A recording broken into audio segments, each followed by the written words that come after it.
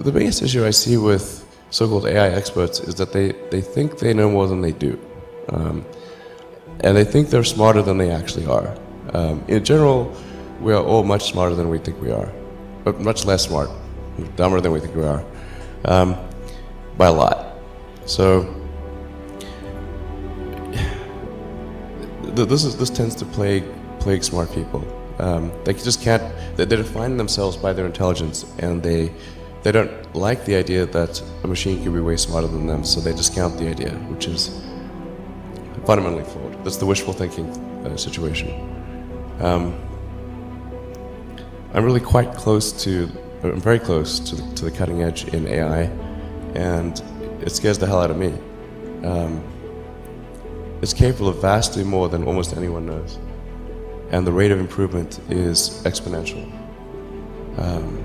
You can see this in things like AlphaGo, which went from, in the span of maybe 6 to 9 months, it went from being unable to beat even a reasonably good Go player to then beating the European world champion, who was ranked 600, then beating Lisa Doll 4-5, who'd been world champion for many years, then beating the current world champion, then beating everyone while playing simultaneously.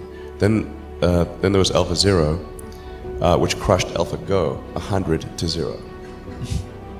And AlphaZero just learned by playing itself, and it can play basically any game that you put the rules in for. Whatever rules you give it, it literally read the rules, play the game, and be superhuman for any game.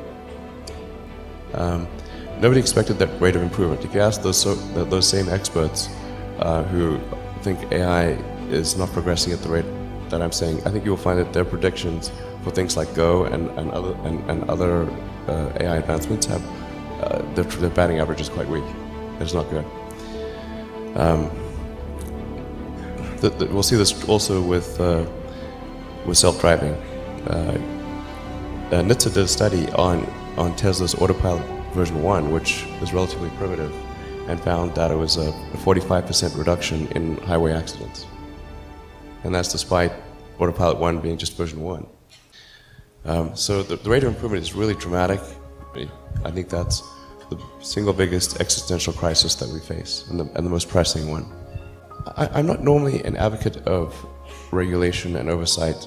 I mean, I think one should generally err on the side of minimizing those things. But this is a case where you have a very serious danger to the public. And therefore there needs to be a public body that has insight and then oversight to confirm that everyone is developing AI safely. This is extremely important. I think the danger of AI is much greater than the danger of nuclear warheads by a lot. And nobody would suggest that we allow anyone to just build nuclear warheads if they want. That would be insane. And mark my words, AI is far more dangerous than nukes. Far. So why do we have no regulatory oversight? This is insane.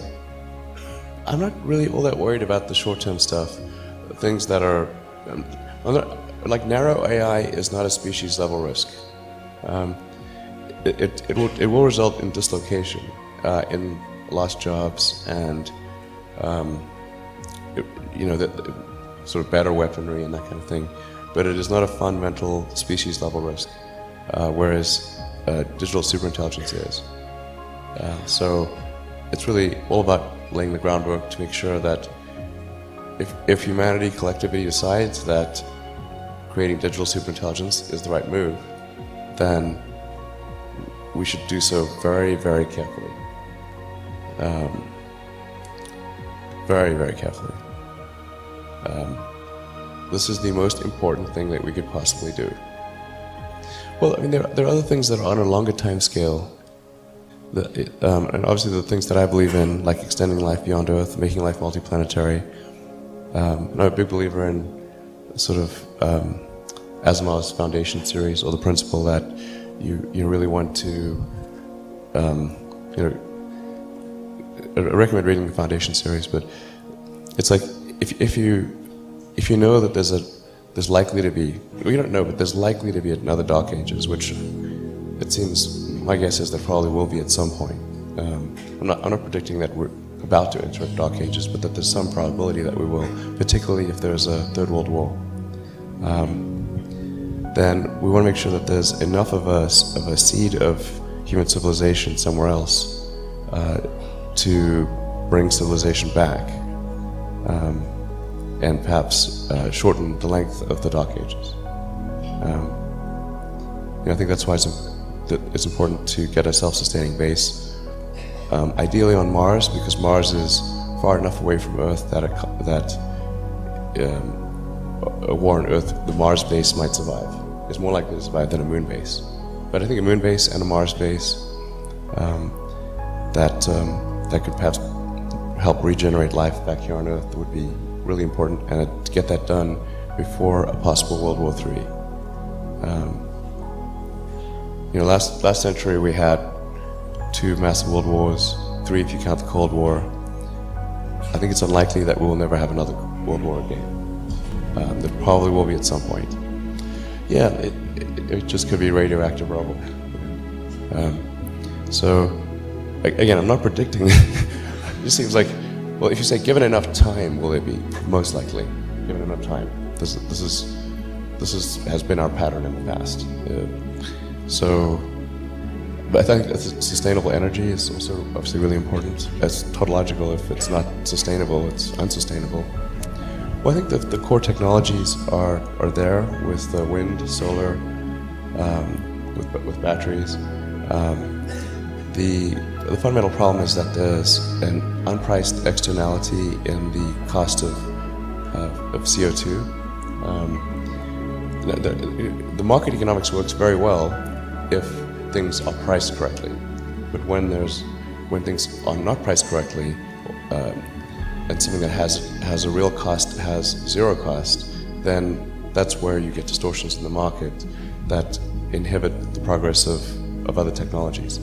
So essentially anything that produces carbon, it puts carbon into the atmosphere, which includes rockets, by the way, so I'm not excluding rockets from this.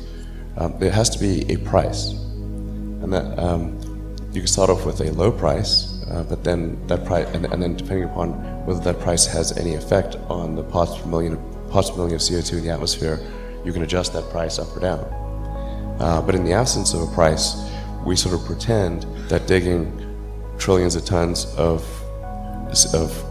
fossil fuels from deep under the earth and putting it into the atmosphere, we're pretending that has no probability of a bad outcome. And the entire scientific community is saying, obviously, it's going to have a bad outcome. Obviously, you're changing the chemical constituency of the atmosphere. So it's really up to people and governments to put a price on carbon, and then automatically the right thing happens. It's really straightforward. It sounds like I'm backtracking, but there's actually an argument that more carbon in the atmosphere is actually good, but up to a point. So we might actually arguably have been a little carbon starved. If you go back 200 years ago and say, okay, a few hundred years ago, we had 280, 290 parts per million of carbon. We're probably a little carbon starved. Now we're about 400, just past 400 mark. I think somewhere in the 400s, probably okay. We don't have to worry about sequestering carbon or anything like that. But now, if this momentum keeps going, and we start going up to 600, 800, 1,000, 1,500, that's where things get really squirrely. The sheer momentum of the world's energy infrastructure is leading us in that direction. So it's just very important that the public and the governments push to ensure that the correct price of carbon is paid.